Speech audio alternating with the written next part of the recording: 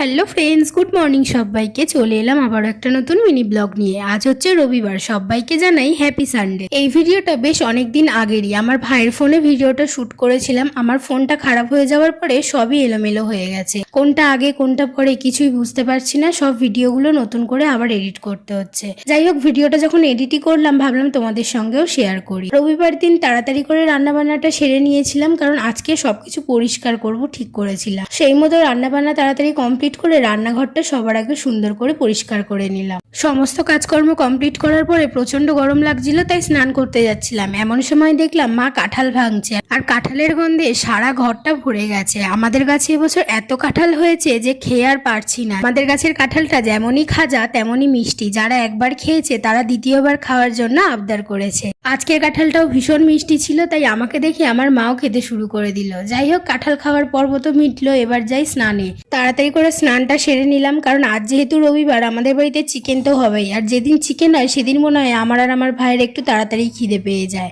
যাই হোক, স্নান হয়ে গিয়েছে, এদিকে জামা কাপড়গুলোও ধুয়ে নিয়েছি। এখন মেলতে চলে এসেছি বাইরে। আমাদের এখানে কয়েকদিন ধরে রোদ নেই, তবে একটা ভ্যাপসা গরম আছে। দুপুরবেলা খাওয়া দাওয়ার পরে প্রতিদিনই শুয়ে শুয়ে আমি ভিডিও এডিট করি, তবে প্রতিদিনই আমি ঘুমিয়ে পড়ি। রবিবার যেমন আমাদের চিকেন ছাড়া অসম্পূর্ণ, ঠিক তেমনই দাদাগিরি না দেখলে আমাদের পেটের ভাত হজম হয় না। যাই হোক, আজকের ভিডিও কেমন লাগলো জানিয়ে, ভালো লাগলে একটা লাইক করে দিই।